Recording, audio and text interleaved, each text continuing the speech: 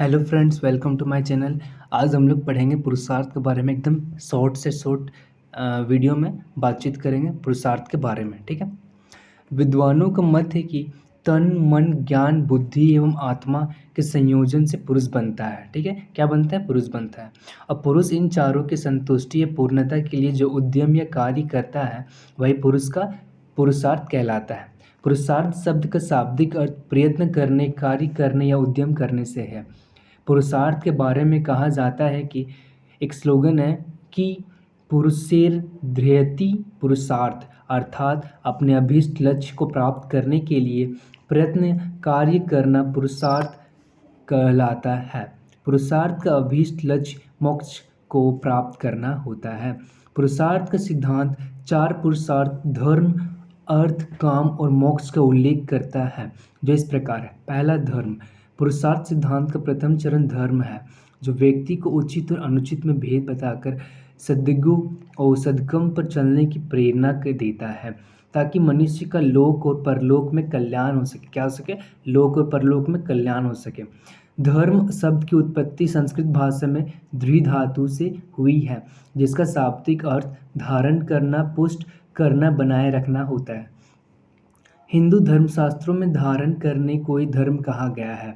धर्म जीवन की एक ऐसी आचरण संहिता है जिसका पालन करने से मनुष्य का भौतिक संसार में उत्थान और पारलौकिक संसार में परम सुख मोक्ष प्राप्त होता है। और धर्म पर चलकर ही अर्थ और काम को प्राप्त करना चाहिए, तभी मोक्ष संभव है।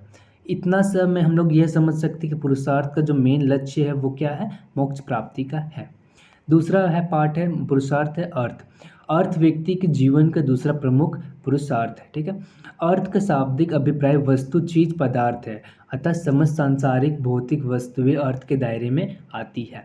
भौतिक संसार में जीवन व्यापन के लिए अर्थ की बहुत आवश्यकता होती है।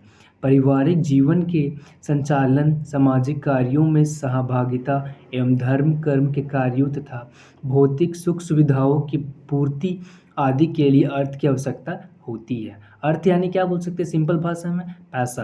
लेकिन अर्थ यहाँ पे क्या होगा? पैसा के साथ साथ कोई सामान भी बोल सकते हैं। मनु ने कहा है कि अर्थ यदि धर्मानुसार ना हो तो उसे त्याग देना ही चाहिए। महाभारत में सर्वोच्च धर्म अर्थ को कहा गया है, क्योंकि सांसारिक वस्तुएं एवं सुख सुविधाएं अर्थ पर निर्भर होती है। तीसरा पुरुषार्थ है काम। मनुष्य के जीवन का तीसरा पुरुषार्थ काम है। काम से तात्पर्य भोग वासना इंद्रिय सुख के साथ ही मनुष्य की समस्त इच्छाओं कामनाओं से भी है।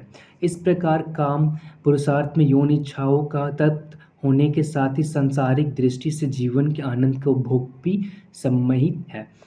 शास्त्र धर्मानुसार आचरण के साथ काम की पूर्ति की अनुमति प्रदान करते हैं।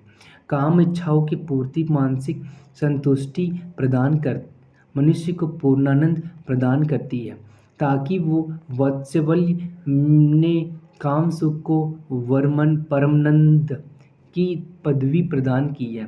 इस प्रकार मोक्ष प्राप्ति के लिए काम पुरुषार्थ की पूर्ति धर्म की नैतिक संहिता के तहत करना चाहिए। ठीक है। अब चौथा जो है वो है मोक्ष की प्राप्ति, जो अल्टीमेट गोल यही है। भारतीय धर्मानुसार मनुष्य के जीवन का अंतिम एवं परम लक्ष्य क्या है? मोक्ष है। मोक्ष अर्थात सांसारिक बंधनों एवं जन्म मरण के चक्र से मुक्ति। मोक्ष शब्द की उत्पत्ति संस्कृत भाषा के मुक्त धातु से हुई है, जिसका शाब्दिक अर्थ मुक्त करना या स्वतंत्र करना है। इस प्रकार मोक्ष का अर्थ आत्मा की मुक्ति से है। गीता में कहा गया है कि मोक्ष व्यक्ति की आत्मा का परम ब्रह्म से साक्षात्कार कर परम ब्रह्म या परमात्मा में विलीन हो जाना है। मनुष्य को मोक्ष भौतिक संसार में समस्त कर्तव्यों एवं दायित्वों की धर्मानुसार पूर्ति और धर्म अर्थ काम की पूर्णता के साथ ही संभव है। शास्त्रों में अज्ञानता के बंधनों से मुक्त हो ज्ञान प्राप्त कर लेना मोक्ष का साधन बताया गया है। ठीक है। भगवत गीता में कहा गया है कि काम क्रोध से मुक्त अज्ञानता से मुक्त परम ब्रह्म से मुक्त परम ब्रह्म को जानने वाले ज्ञानी पुरुष मोक्ष स्वतः प्राप्त हो जाता है। तो यह था शॉर्ट नोट पुरुषार्थ पे। आई होप आपको अच्छा लगा होगा। Thank you.